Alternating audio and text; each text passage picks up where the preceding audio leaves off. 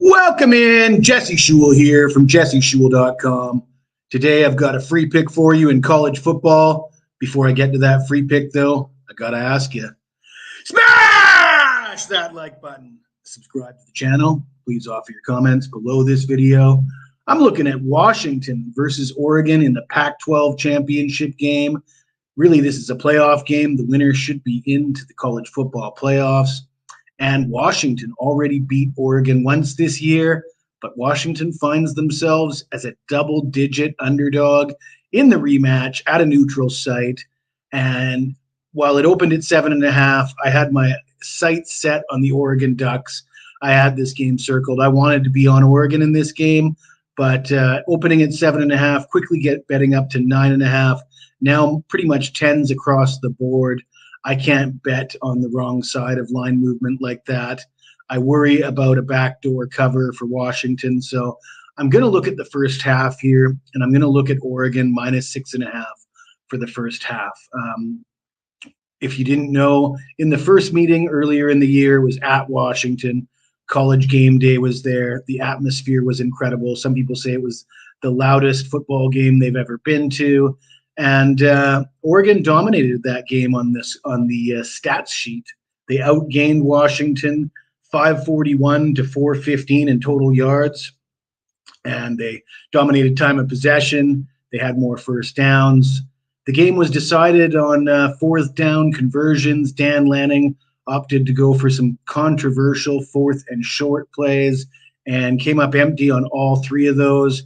Meanwhile, the Huskies were 2 for 3 on fourth down conversions, and that was the difference in the game. The Huskies won't have home field here, and a lot has changed since the previous meeting. Since Washington got the win there in that big game a few weeks back, Oregon is 6-0, and they have covered the spread in 4 of those games. The average margin of victory during that win streak, 26 points per game. And Washington has trended in the exact opposite direction. They are also 6-0, but they've only covered the spread once during that span. And Heisman hopeful Michael Penix Jr. has looked like he's got some kind of nagging injury. There's some speculation on the forums that Penix is hiding an injury and they haven't disclosed it. And I'm not sure if there's any validity to that, but I can say that he hasn't looked like himself since the Oregon game.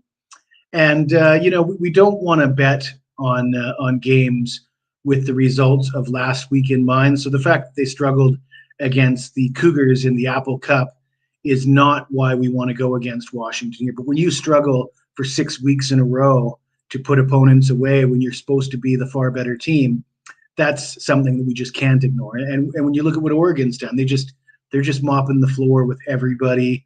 And it's easy to see why. They're a more balanced team. They've got a far better defense. They're great at running the ball. Even the quarterback, Bo Nix, can run the ball as well. And their offense is pretty much good enough to match serves with the Huskies' offense, but they're more well-rounded. Dan Lanning has something to prove here after some controversial calls in the last game. I like Oregon to get off to a good start, and I like that first half line of 6.5 a lot more than I like laying double digits for the game. I mentioned the Ducks are 4-2 against the spread in their last 6 games, despite winning by an average margin of over 26 points per game. The 2 games that they didn't cover during that span, they were covering in the final minutes and gave up late scores, backdoor covers for their opponent. If Washington covers here in this game, that's how I expect them to do it. I expect them to be trailing by at least 7 at halftime, if not double digits. So we're going to take Oregon minus 6.5 for the first half.